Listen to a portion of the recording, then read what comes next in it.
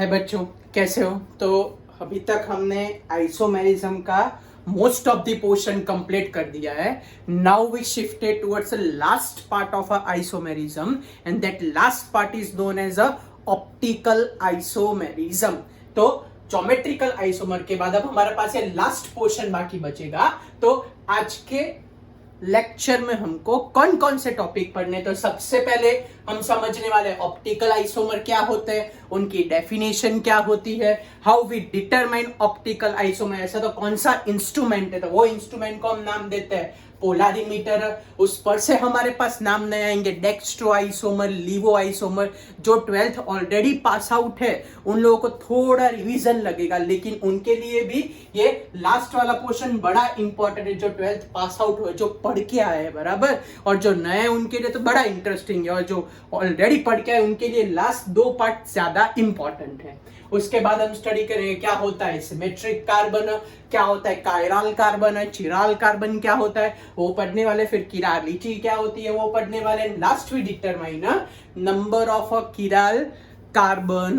क्या डिसाइड करेंगे लास्ट में हम? Number of a chiral carbon in a normal structure as well as in a which type of structure, as well as in a cyclic structure. तो ये इतना हमको पढ़ना है आज. ओके, तो what do you mean by optical isomer? तो नाम से ही पता चलता है क्या होता है optical, which are sensitive towards light, which are sensitive towards light is known as a which type of isomer? Optical isomer. हमारे पास अगर मैं ऑप्टिकल आइसोमर के लिए लिस्ट आउट लिखने जाऊं, so optical isomers are mainly divided in various category.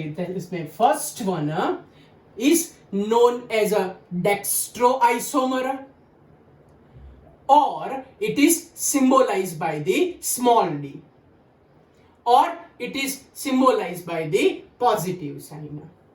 Second one is known as a levo isomer, or it is symbolized by small l, या तो negative sign से सिंबलाइज होता है. Next one is known as a racemic mixture. क्या बोलते हैं भाई next को हम बोलते हैं रेसिमिक मिक्सचर.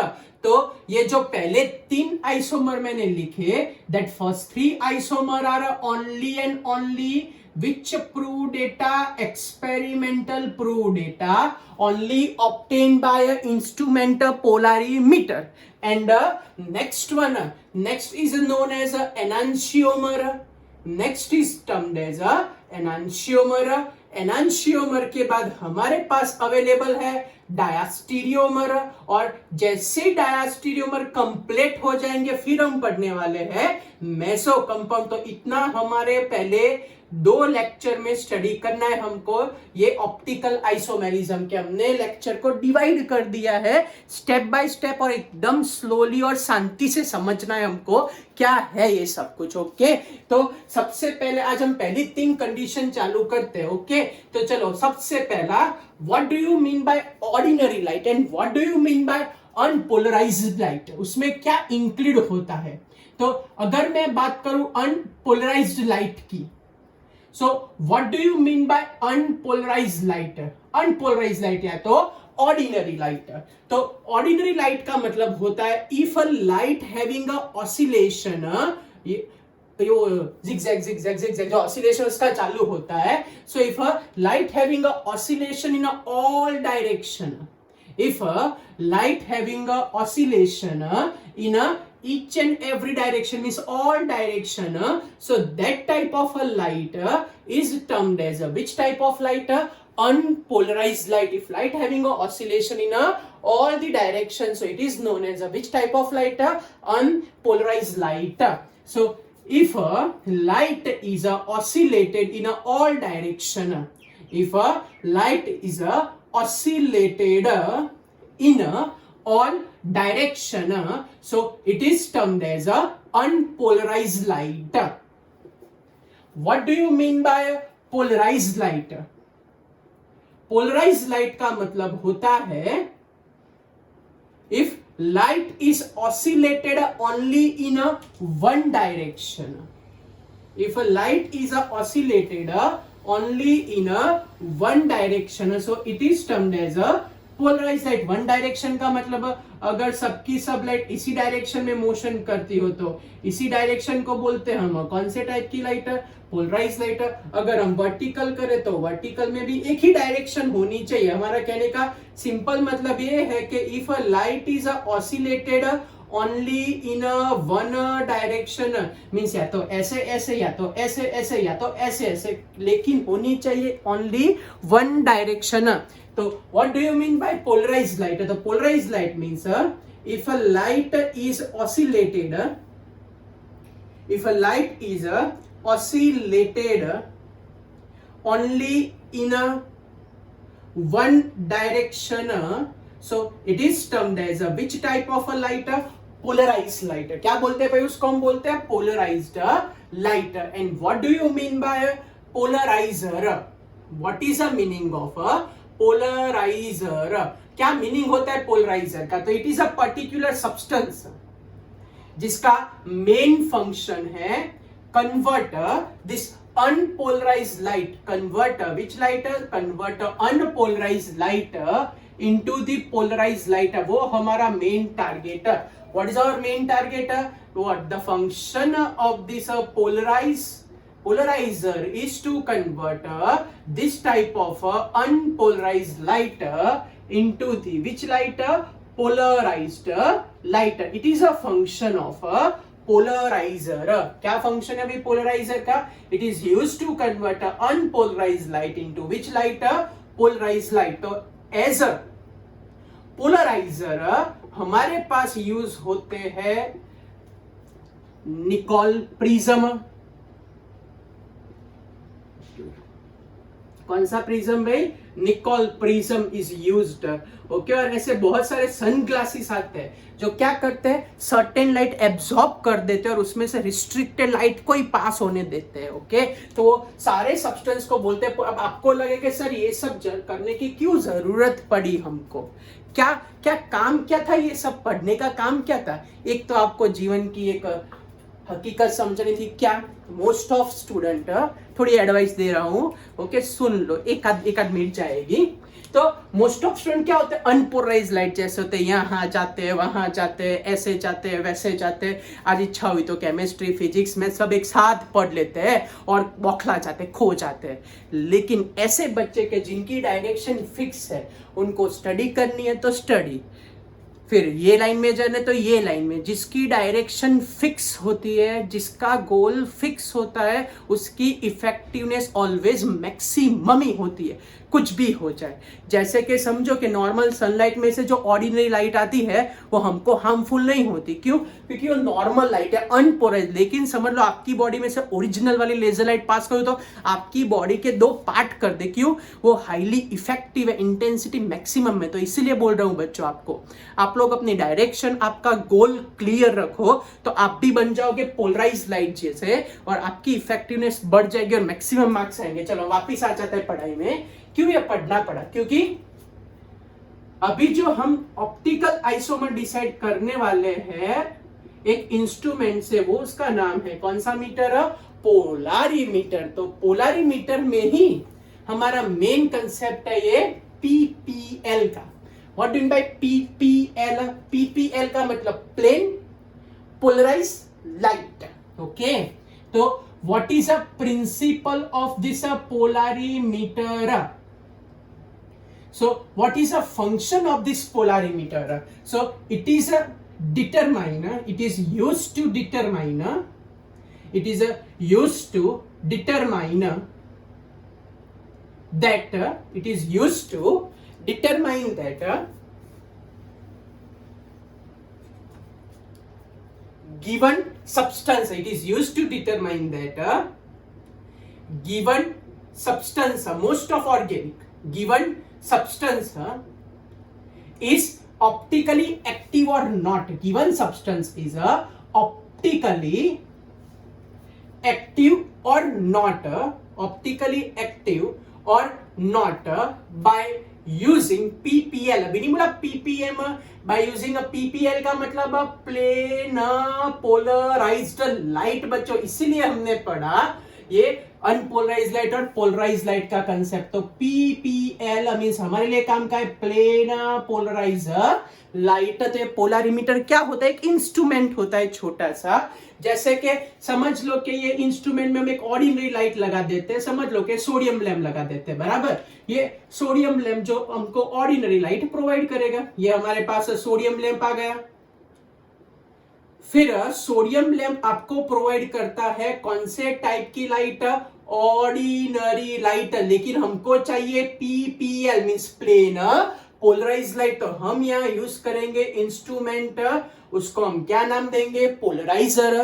पोलराइजर कन्वर्ट करता है ऑर्डिनरी लाइट को कौन सी टाइप की लाइट में? Polarised light. चलो पहले बच्चों यहां तक जो लिखा हो पहले फटाफट ड्राइंग कर देते हैं।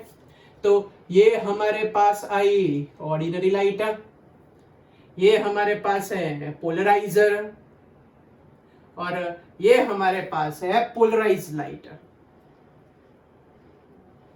तो ऑर्डिनरी लाइट में ऑसिलेशन होता है हर एक डायरेक्शन में। Oscillation occur in each and every direction. Polarise light में oscillation only occur in this manner. Okay, चलो तो ये यहां तक हमको ऑलमोस्ट सब क्लियर हो गए। अब समझ लो जो भी सब्सटेंस को आइडेंटिफाई करना है ऑप्टिकली एक्टिव है कि नहीं, so that substance is filled in this polarimeter tube. किसमें फिलअप किया जाता है? पोलरिमीटर ट्यूब में फिलअप किया जाता है। तो ये हमारे पास है पोलरिमीटर ट्यूब। तो जो भी सब्सटेंस को आइडेंटिफाई करना है, समझ लो ग्लूकोज को आइडेंटिफाई करना है, एसिटिक एसिड को आइडेंटिफाई करना है कि वो ऑप्टिकली एक्टिव है कि नहीं। तो first we prepare that's a solution in a gram per ml and filled in this polarimeter tube. तो फिर यहाँ पे एक एनालाइजर रखेंगे जो एनालिसिस करेगा कि भाई उसका क्या हुआ, उसका क्या हुआ, मैं समझा रहा हूं। तो ये ऐसे समझ लो कि एक एनालाइजर है, ये एनालाइजर, और एनालाइजर के बाद हम रख देंगे वहां पे एक आंख जो एंगल एनालाइज करेगी एनालाइजर पे कि कौन सा एंगल प्रिपेयर हुआ। चलो अब समझते हैं बच्चों, समझना है क्या बोलना। इफ पोलराइज लाइट का प्लेन वर्टिकल है तो एनालाइजर का भी प्लेन वर्टिकली रखना है। Okay, now if polarized light pass from the polarimeter tube. If polarized light pass from the polarimeter tube, and if we observe that any type of fluctuation mean समझ लो कि light अभी ऐसे oscillate करे और ऐसे सॉल्यूशन में से पास हो जाए और उसको राइट साइड रोटेशन मिले या तो लेफ्ट साइड। फिर से if PPL means plane of polarized light pass from this polarimeter tube और रोटेशन आ जाए, may be right side rotation आ जाए, may be left side rotation आ जाए, any type of rotation is observe, so given compound is optically active. फिर से बोल रहा हूं, गिवन कंपाउंड को ऑप्टिकली एक्टिव कब बोलेंगे? So if this polarised light pass from this solution we obtain any type of fluctuation, may be right side, may be left side, तो उसको हम बोलते हैं ऑप्टिकली एक्टिव। लेकिन लाइट ऐसे के ऐसे ही पास हो गए, ऐसे ही पास हो जाए, कोई फ्लक्चुएशन ही ना हो, तो उसको बोलते हैं ऑप्टिकली इनएक्टिव। समझ लो कि ये हमारे पास है एनालाइजर का प्लेन, और हमारे पास जो पोलराइज लाइट, ये पीपीएल पोलराइज लाइट है। So if no change occur in a plane of, if no change occur in a plane of a polarized light, if no change occur in a plane of a which light? Polarized light।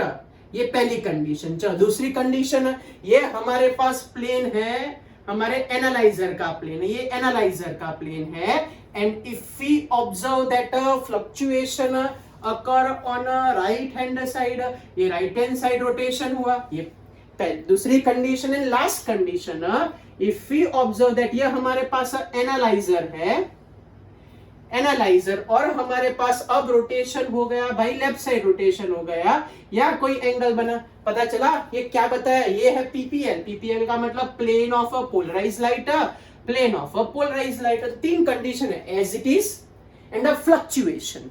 If as it is red, that means it is optically inactive, क्या बोलते हैं इसको?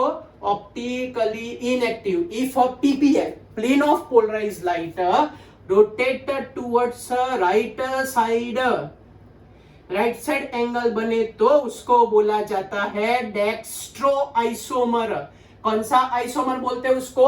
Dextro isomer. अगर PPL left side rotation हो, if plane of polarised light rotate towards the left side, so it is termed as which type of isomer?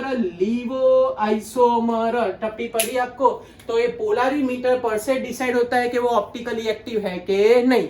अगर PPL और analyser का plane same to same रहा, कोई angle ही नहीं बना भाई, कोई एंगल ही नहीं, तो इट इज ऑप्टिकली इनएक्टिव. अगर वो पीपीएल राइट साइड चला गया तो it is a dextro isomer. अगर वो लेफ्ट साइड चला जाए तो उसको बोलते हैं कौन सा आइसोमर? Laevo isomer. तो dextro laevo is optically active composition. Okay, और इस पर से हम डिसाइड कर सकते हैं अल्फा की वैल्यू. जैसे हम सबका अंगूठा, हमारी फिंगरप्रिंट हमारी आइडेंटिफिकेशन है, वैसे मोस्ट ऑफ कंपाउंड की आइडेंटिफिकेशन होती है alpha T lambda. Alpha T lambda is equals to alpha observation divided by L into C. Meaning समझ लो कि कैलकुलेशन तो फिर बायोमोलिक्यूल में फिर कभी आएगा. What do you mean by this alpha T lambda? तो alpha T lambda is termed as a specific angle of a rotation. क्या बोलते हैं भाई इसको? Specific angle of a rotation. फिर what do you mean by alpha observation? तो alpha observation is known as a observe angle of rotation. क्या बोलते हैं इसको हम? Observe angle of a rotation. What do you mean by L? L is known as length of a polarimeter tube. क्या बोलते हैं भाई उसको? Length of a polarimeter tube. Length of a polarimeter tube. And what do you mean by C? So this C is known as a concentration of a solution. क्या बोलते हैं उसको? Concentration of solution. लेकिन दो special चीज आपको याद रखनी है. लेंथ कंपलसरी होनी चाहिए डेसीमीटर में. किसमें होनी चाहिए?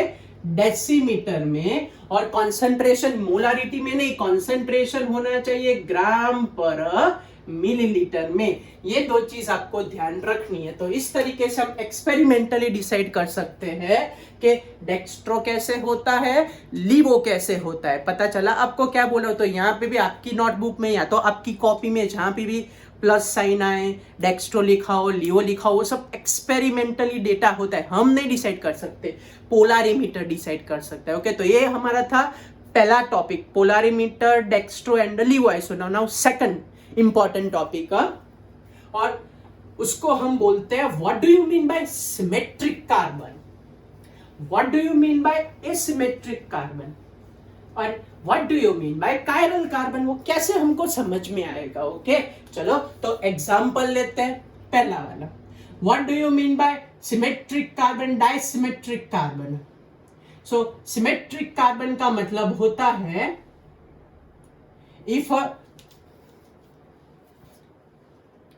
if one or more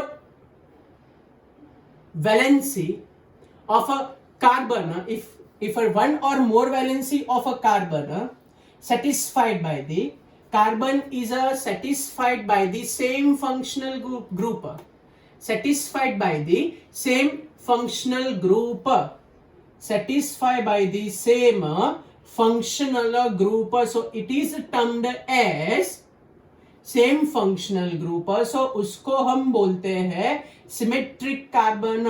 तो it is known as which type of a carbon? Symmetric carbon. Okay, means एक या तो सारी वैलेंसी सेम होनी चाहिए, मिनिमम एक वैलेंसी तो सेम होनी चाहिए. जैसे कि मैं एग्जांपल लूं various type of symmetric carbon के, तो सिमेट्रिक कार्बन में one or more valency must remain same. One or more valency, जैसे ये दो वैलेंसी सेम हो उसके पास, या तो फिर तीन वैलेंसी सेम हो उसके पास, या तो फिर ऑल वैलेंसी रिमेन सेम, तो इसको हम बोलते हैं symmetric carbon. Now what do you mean by asymmetric carbon या तो कायरल कार्बन? क्या मीनिंग क्या होता है? तो इसका मतलब होता है what do you mean by chiral carbon? तो इसके लिए दो कंडीशन कंपलसरी फॉलो करनी चाहिए। पहली कंडीशन, फर्स्ट कंडीशन ऐसी है कि all valency attach with carbon, all valency attach with carbon must be different. All valency attached with the carbon must be different. ये पहली कंडीशन है। Now second condition, they all are non-superimposable on its mirror image, non-superimposable on its what mirror image। ये दो condition follow होती हो तभी जाके उसको कौन सा कार्बन बोलेंगे बच्चों? Chiral carbon. चलो एग्जांपल लेते हैं। Suppose we take the example of A and we take the example of suppose O। चलो चेक कर लेते हैं इन दोनों के एग्जांपल में ए की मिरर इमेज क्या बनेगी बच्चों? मिरर में तो हर एक लोग अपने को ब्यूटीफुली बोलते हैं, नहीं वो नहीं, इसकी बात चल रही है। ए की मिरर इमेज बनाने जाओ तो ए ही बनने वाली है, ओ की मिरर इमेज बनाने जाओ तो ओ ही बनने वाला है। तो बच्चों ये ए को उठा के ए के ऊपर रखो तो ओवरलैप हो जाएगा, इम्पोसिबल हो जाएगा। तो ऐसी कंडीशन को बोलते हैं सुपर इम्पोजेबल। क्या बोलते हैं भाई इसको? ऐसी कंडीशन को बोलते हैं super imposable.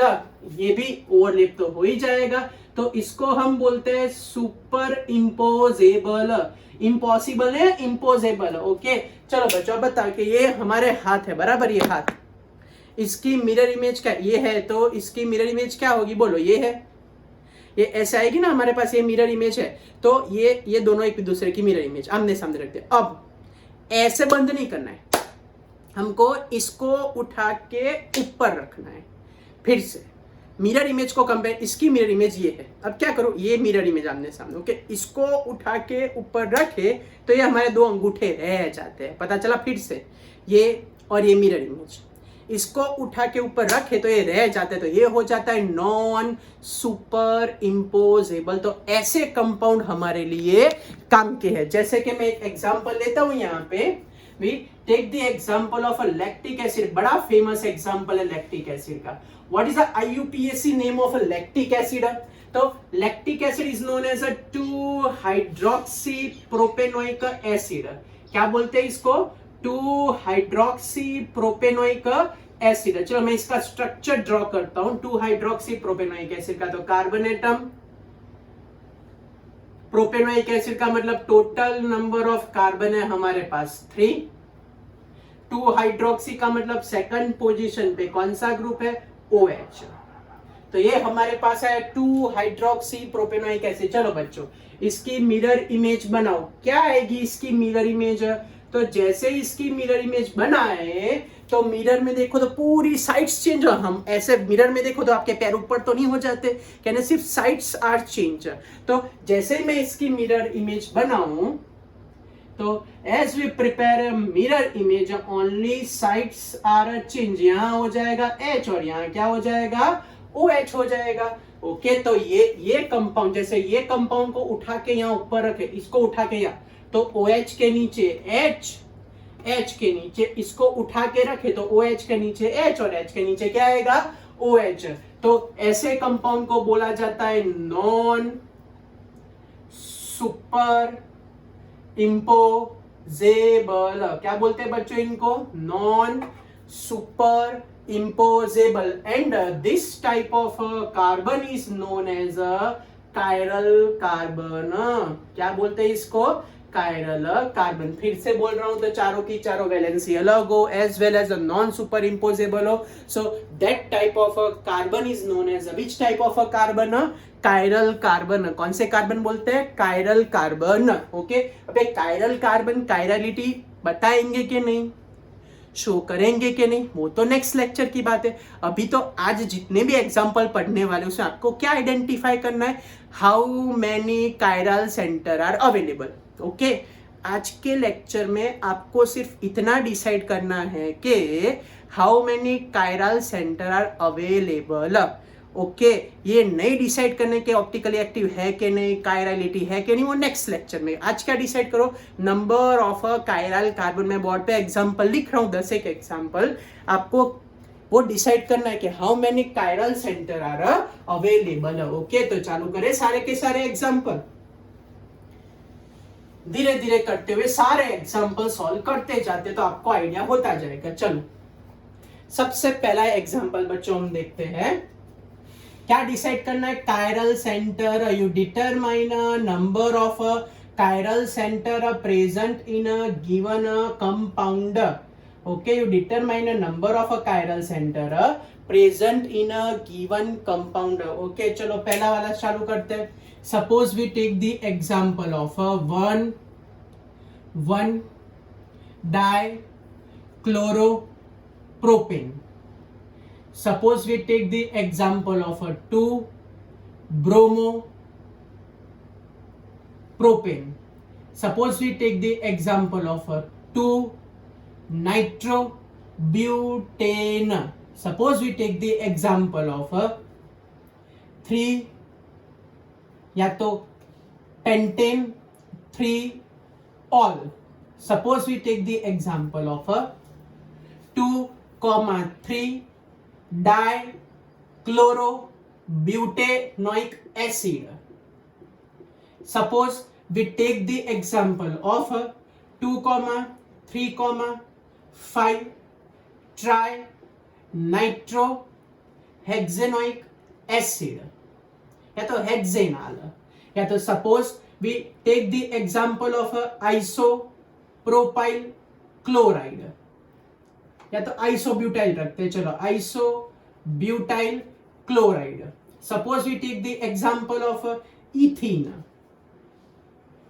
Okay suppose we take the example of 2-chloropropanone। 2-chloropropanone। Suppose we take the example of 3-chloropentanone।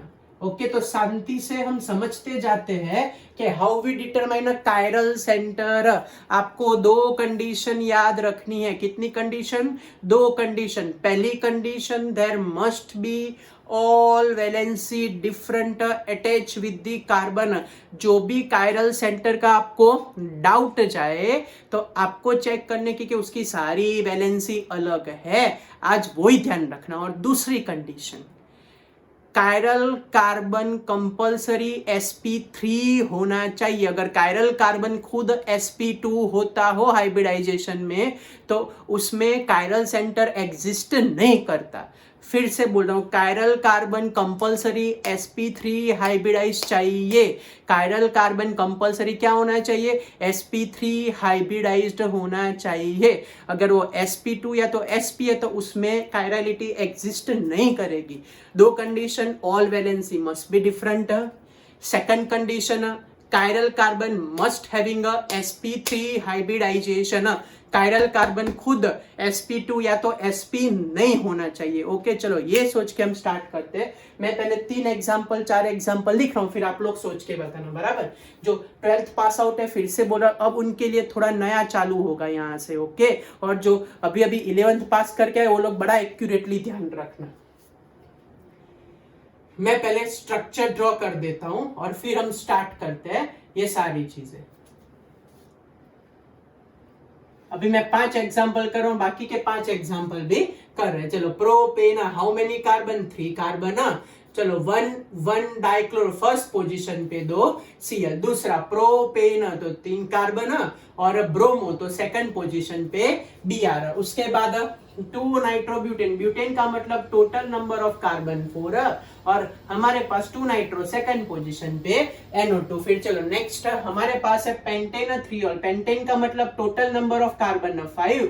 3 all का मतलब थर्ड पोजीशन पे OH ग्रुप। उसके बाद ब्यूटेनोइक एसिड 1 2 3 4 ओइक एसिड का मतलब COOH। फिर सेकंड एंड थर्ड पोजीशन पे ClCl। Second and third position पे ClCl। चलो तो स्टार्ट करें। हाइड्रोजन में लगा देता हूं, आपको जो भी कार्बन का डाउट हो ना उसको पकड़ के चेक कर लो क्या बोल रहा हूँ, जो भी कार्बन का आपको डाउट हो उसको आप लोग पकड़ के चेक कर सकते हो कि वो ऑप्टिकली एक्टिव है कि सॉरी वो कायरल कार्बन है कि नहीं। ओके, जनरली आप लोग क्या याद रखो, carbon attach with functional group, carbon attach with functional group is your targeted carbon. यहां हमारा टारगेटेड कार्बन ये है, यहाँ टारगेटेड कार्बन ये है, ये टारगेटेड कार्बन, ये टारगेटेड कार्बन, ये टारगेटेड कार्बन, टारगेटेड। चलो चेक करो उसमें कायरल कार्बन की एग्जिस्टेंस है और वैलेंसी डिफरेंट है। चलो एक बार फर्स्ट चेक कर लेते हैं। इसमें अगर देखने जाए ये वाले कार्बन में तो हमारे पास एक Cl और दो Cl एक ही पोजीशन पे एक ही कार्बन के साथ दो सेम ग्रुप अटैच है, तो इसके अंदर कायरल कार्बन पॉसिबल नहीं होगा। दूसरी बार एग्जांपल लेता हूं, हमने सोचा कि हाँ भाई ये मे बी पॉसिबल हो सकता है, लेकिन इसके साथ मैंने चेक किया तो हमारे पास दो सेम ग्रुप आते हैं। हमारी कंडीशन क्या थी, all group must be different and sp3 hybridization. तो ये वाले कार्बन के साथ दो ग्रुप क्या हो गए, सेम हो गए। ये वाले कार्बन के साथ दो ग्रुप क्या हो गए, सेम टू सेम हो गए। तो ये हमारे लिए कायरल कार्बन एग्जिस्टेंट नहीं करेगा। नेक्स्ट एग्जांपल, इसको हमको लगा ये डाउट हो सकता है, चलो इसको पकड़ते हैं, सारे के सारे वैलेंसी चेक कर लेते। तो यहाँ जैसे ही मैंने वैलेंसी चेक की तो क्या लगा, ध्यान से, इसके साथ एक साइड मिथाइल ग्रुप अटैच है, एक साइड इथाइल ग्रुप अटैच है, एक साइड नाइट्रो ग्रुप अटैच है, एक साइड हाइड्रोजन है। फिर से एक मिथाइल ग्रुप, एक इथाइल ग्रुप, एक NO2 एक H, चारों की चारों वैलेंसी उसकी डिफरेंट है।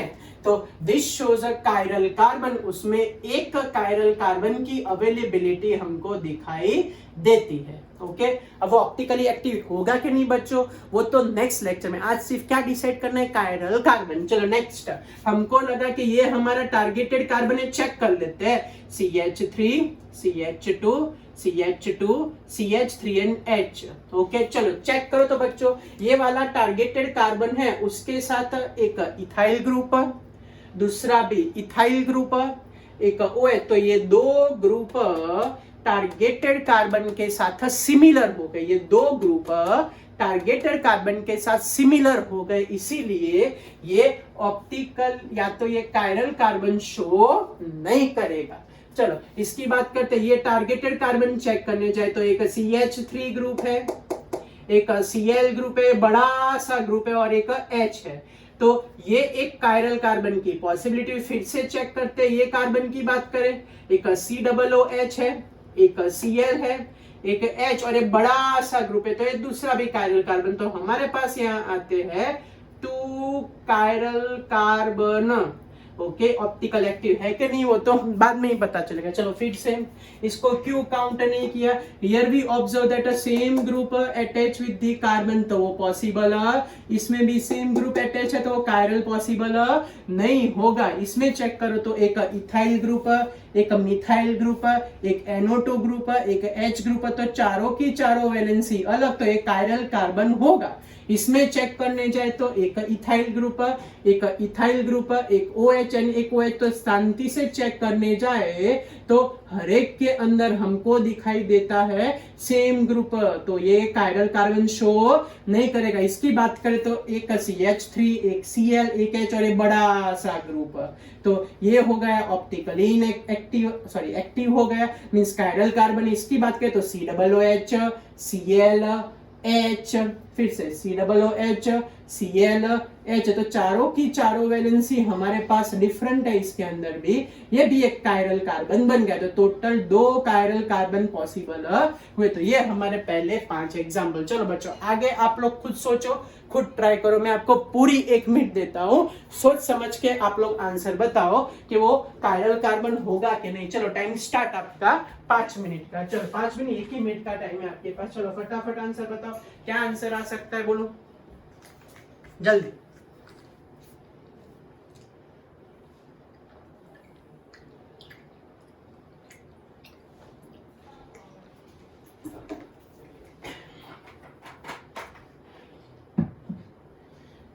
चलो आई होप कि आदमी एक दो तो बना दिए होंगे। हम स्टार्ट करते हैं कंपाउंड ड्रॉ करना। चलो तो पहला कंपाउंड हम ड्रॉ करते हैं, 6th नंबर का कंपाउंड है। 6 के बाद 7 नंबर का कंपाउंड ड्रॉ कर देते हैं, फिर 8 नंबर का कंपाउंड ड्रॉ कर देते हैं, फिर 9 नंबर का और लास्ट में 10 नंबर का कंपाउंड। चलो सॉरी, हेक्सेनन। तो टोटल नंबर ऑफ कार्बन हमारे पास है 6। ये 6 कार्बन विथ CHO ग्रुप। क्या बोला है, एक तो सेकंड पोजीशन पे NO2 ग्रुप है, एक का थर्ड पोजीशन पे NO2 ग्रुप है और एक का 5th पोजीशन पे NO2 ग्रुप है। चलो चेक करो खुद। आइसो का मतलब one branch of a carbon at a second position from a left side, ये हुआ हमारे पास आइसो ग्रुप। अब ब्यूटाइल। क्लोराइड का मतलब हो जाएगा वो Cl। ओके चलो नेक्स्ट, इथीन। तो CH2 double bond CH2। Next prop 1 इन। तो प्रोप का मतलब टोटल 3 कार्बन, 1 इन का मतलब फर्स्ट पे डबल बॉन्ड एंड 2 तो सेकंड पोजीशन पे हो जाएगा Cl। चलो नेक्स्ट, पेंट 1 इन। पेंट का मतलब टोटल नंबर ऑफ कार्बन 5, 1 इन का मतलब फर्स्ट पे double bond and 3 chloro third पे Cl। चलो बच्चों चेक करना चालू करते हैं, और जो जो आपको डाउट लगते हैं वो सारे कार्बन चेक कर देने के कि वो ऑप्टिकल मींस वो कायरल पॉसिबिलिटी होगी कि नहीं। ओके चलो, तो मेरे को इतने हमको पॉसिबल दिख रहे हैं, चेक कर लेते कि उसके पास होगा कि नहीं। चलो मेरे को यहाँ पे एक ये और ये दूसरा पॉसिबल दिख रहा है, इसमें ये चांसेस लग रहा है, इसमें इसका चांसेस लग रहा है। चलो चेक कर लेते। पहला ये भाई साहब में चेक करो शांति से। तो एक CHO ग्रुप है, एक NO2 ग्रुप है, एक H और एक बड़ा सा ग्रुप है, तो ये पॉसिबल होगा कायरल कार्बन में। चलो इसमें चेक करें तो एक ये बड़ा सा ग्रुप, ये दूसरा बड़ा सा ग्रुप, ये NO2 ग्रुप और एक H, तो ये भी पॉसिबल है। इसमें चेक करो तो एक मिथाइल ग्रुप है, एक NO2 है, एक H और एक बड़ा सा ग्रुप है। फिर से बोल रहा हूं, इसमें चारों की चारों वैलेंसी अलग, इसमें भी चारों की चारों वैलेंसी, इसमें भी चारों की चारों वैलेंसी अलग। सो ये शो करेगा टोटल 3 कायरल कार्बन। कितने कायरल कार्बन शो करेगा भाई? Total 3 chiral carbon. समझ में आया ना भाई? इसमें अगर ना पता चले तो इमीडिएटली बोल देना नीचे, तो मैं फिर से समझाऊंगा आपको। चलो वापिस से इसमें चेक करने जाए तो इसके साथ 2H है, सेम ग्रुप है, तो इसकी पॉसिबिलिटी नहीं है। इसमें चेक करने जाए तो एक CH3 दूसरा CH3, इसके साथ 2 सेम हो गए, तो ये भी कायरल कार्बन। ये क्यों कैंसिल किया भाई? 2 हाइड्रोजन सेम है तो वो पॉसिबल नहीं होगा। ये क्यों कैंसिल किया? क्योंकि 2 मिथाइल ग्रुप है, इसलिए वो पॉसिबल नहीं होगा। छी ये तो छी मींस ये sp2 हाइब्रिडाइजेशन तो देखना ही नहीं है। अगर टारगेटेड कार्बन sp2 है तो उसको तो देखना ही नहीं है। कब देखना है? अगर टारगेटेड कार्बन sp3, यस इसकी पॉसिबिलिटी हो सकती है क्योंकि डबल बॉन्ड नहीं है टारगेटेड कार्बन के पास। फिर से क्यों कैंसिल किया? sp3 नहीं है। क्यों कैंसिल किया? sp3 नहीं है। इसको क्यों रखा? sp3 दिख रहा है। चलो चेक कर लेते हैं। तो एक साइड हमारे पास है इथाइल ग्रुप, एक साइड हमारे पास है क्लोरीन, एक साइड हमारे पास है इथीन। एक क्लोरीन, एक इथाइल, एक इथीन और एक H, चारों की चारों वैलेंसी अलग, तो ये हो शो करेगा कायरल कार्बन। तो इसमें एक कायरल कार्बन की अवेलेबिलिटी है। तो ये बच्चों हुई ओपन चेन स्ट्रक्चर की बात। अब रिंग, अगर साइक्लिक रिंग दिखाई दे तो क्या उसमें आइसोमेरिज्म कैसे पता चलेगा? चलो तो एग्जांपल चालू करते हैं साइक्लिक रिंग के लिए। ये पहले बच्चों क्लियर होगा ना आपको? ये नॉर्मल एग्जांपल सारे ओके। तो अब अच्छे एग्जांपल चालू करते हैं साइक्लिक के। आप लोग बताना कि उसमें कायरल कार्बन का एग्जिस्टेंस होगा कि नहीं, और नहीं होगा तो क्यों नहीं होगा, वो आपको सोच के बताना है। ओके चलो तो पहला एग्जांपल चालू करते हैं। फर्स्ट एग्जांपल हम सिंपल सा एग्जांपल लेते हैं, ये एग्जांपल। दूसरा एग्जांपल लेते हैं, समझ लो कि इसके साथ मैं अटैच करता हूं Cl। नेक्स्ट एग्जांपल लेते हैं, सपोज मैं इसके साथ अटैच करता हूं एक Cl और एक Br। चलो सोचो इसमें हम क्या आंसर लिख सकते हैं। सपोज मैं एग्जांपल लेता हूं एक CH3 और एक OH। दूर बनाते हैं थोड़ा। एक CH3 एंड एक OH। Suppose we take the example of एक CH3, एक OH एंड एक OH, दो OH ग्रुप अटैच है इसके साथ। एक OH और ये दूसरा OH। दूसरा एक साइक्लोब्यूटेन का एग्जांपल लेते हैं। सपोज साइक्लोब्यूटेन के एग्जांपल में हम लगाते हैं यहाँ पे Cl, यहाँ पे Br लगा देते हैं। और एक एग्जांपल ले लेते हैं। Suppose we take the example of cyclohexane, एक मिथाइल ग्रुप लगा देते हैं, चेक कर लेते हैं कि हमारे पास क्या आंसर आएगा। चलो, कौन सा टारगेटेड लग रहा है इसमें? तो भाई सारे के सारे कार्बन चेक करने जाओ तो हर एक कार्बन के साथ 2 हाइड्रोजन तो अटैच है। तो due to presence of 2 hydrogen, ये no chiral carbon, same group attach है, तो कायरल कार्बन हमको नहीं दिखेगा। चलो नेक्स्ट, इसमें चेक करो। तो इसमें भाई एक Cl और एक H, चलो 2 ग्रुप अलग हो गए, लेकिन बाकी के 2 ग्रुप देखो, यहां से चालू करके यहां तक और यहां से चालू करके यहां तक। तो ये कार्बन के साथ HnCl अलग है, लेकिन ये दूसरे ग्रुप और ये दूसरा ग्रुप, ये दोनों के दोनों सेम जा रहे हैं। फिर से इसके अंदर चेक करें, एक Cl ओके, एक H, 2 अलग, लेकिन बाकी के 2 ग्रुप चेक करो, बाकी के 2 ग्रुप हमको सिमिलर दिख रहे हैं, ऑलमोस्ट। देखो ऑलमोस्ट दोनों के दोनों सेम है दोनों साइड से, और इसीलिए इसमें no existence of chiral carbon. चलो इसकी बात करते हैं। इसमें अगर मैं चेक करने जाऊं तो एक Cl है, एक H है, ओके। अब यहां से हम चाहे तो यहां से देखें तो यहां से सेकंड पोजीशन पे हमको Br दिख रहा है, ओके। यहां से गए तो सेकंड पोजीशन पे Br, एक ग्रुप अलग हो गया। अब ऊपर से जाते हैं तो जैसे ही हम ऊपर से गए तो ऊपर से थर्ड पोजीशन पे Br आ रहा है। तो अगर मैं यहां से जाऊं तो भी ग्रुप अलग, बीच में Br आ जाता है, यहां से जाऊं तो भी ग्रुप अलग। पता चला? मैं रेड और ब्लैक अलग कर रहा हूं तो आपको पता चले। फिर से एक Cl, एक H, इसके साथ एक Br है, यहाँ ऐसा कुछ नहीं था, सेम था।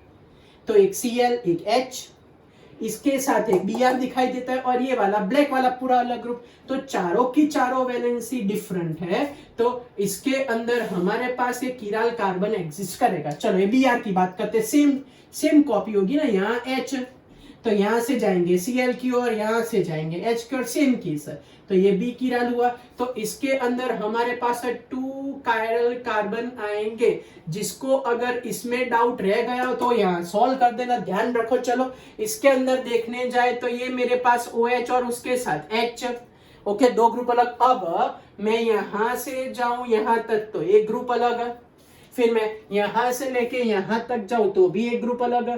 तो ये ग्रुप चारों के चारों उसके साथ डिफर हो गए, क्योंकि ये मिथाइल ग्रुप बीच में आ गए, तो एक किराल कार्बन बन गया बच्चों। चलो क्लियर हुआ?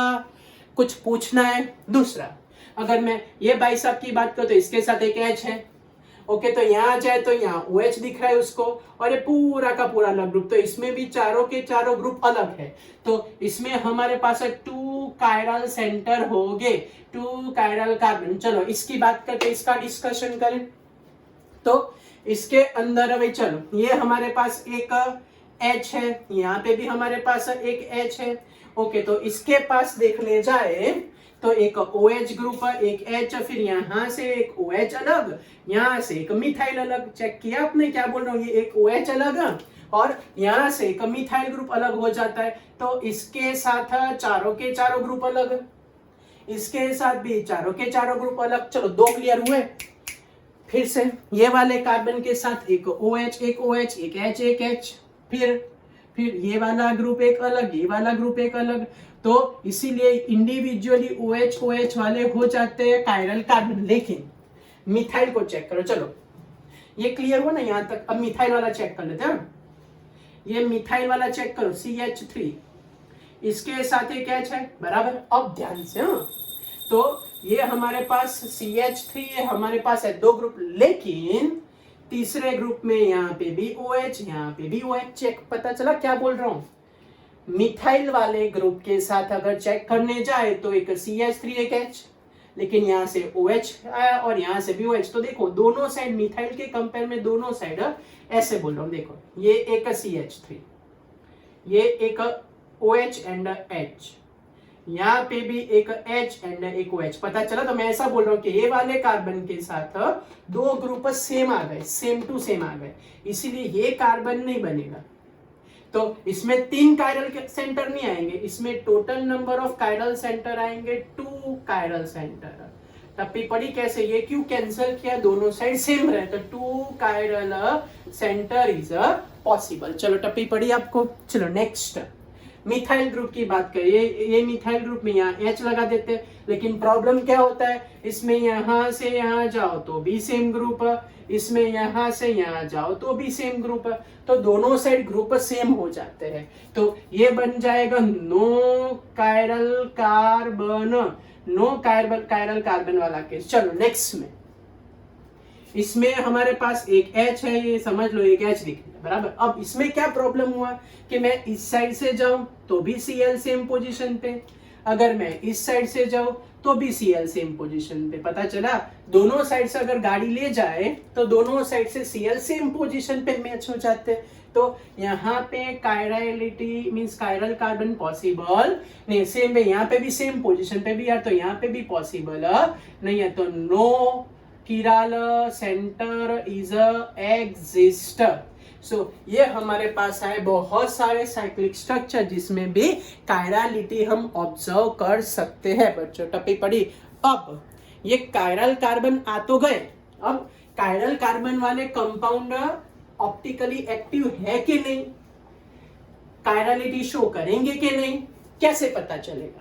तो ये रूल अब से फिक्स कर दो कि रूल नंबर 1 क्या है हमारा। रूल नंबर 1 कि if one chiral carbon is present, if one chiral carbon is present, so that compound must be optically active and compulsory shows a chirality, means अगर एक chiral carbon हो तो उसमें discussion का कोई मीनिंग ही नहीं रहता, it is directly accepted as optically active, means उसमें हमको या तो डेक्स्ट्रो या तो लीवो मिल सकता है। ओके, फिर rule number 2, what is a rule number 2? तो रूल नंबर 2 इज के if chiral center is a 2 or more than 2, if a chiral center is a 2 or more than 2, तब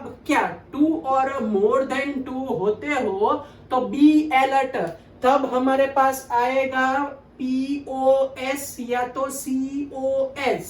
ये क्या है POS and COS? POS is known as a plane of symmetry and COS is known as a center of a symmetry, plane of symmetry and a center of a symmetry। तो अगर दो या दो से ज्यादा chiral कार्बन हो तो हमको दो चीज डिसाइड करनी पड़े, POS और एक COS, plane of symmetry and center of symmetry. वे प्लेन ऑफ सिमेट्री क्या है, सेंटर ऑफ सिमेट्री क्या है बच्चों, नेक्स्ट लेक्चर में पढ़ने वाले। ओके, तो आज के लेक्चर में कितना पता चला? Polarimeter, PPL plane polarized light, specific angle of rotation and how to determine a chiral center. ये चार चीज डिसाइड की। कायरलिटी पांचवी चीज डिसाइड करने के लिए एक मैंने रूल बोल दिया फिक्स कि अगर एक ही कायरल कार्बन हो तो it is optically active. Okay, आप लोग राइट, बट इफ 2 और मोर देन 2 कायरल कार्बन तो दो पॉसिबिलिटी चेक करनी पड़े, एक POS और एक दूसरा COS, मींस दिखता हो एक्टिव जैसा लेकिन हो ही नहीं, क्योंकि ये हो POS एंड COS। POS का मतलब प्लेन ऑफ सिमेट्री, COS का मतलब सेंटर ऑफ सिमेट्री। है क्या, कैसे सॉल्व करें बच्चों, अब नेक्स्ट लेक्चर में करेंगे। ओके बच्चों, बाय, और पढ़ते रहना। Best of luck.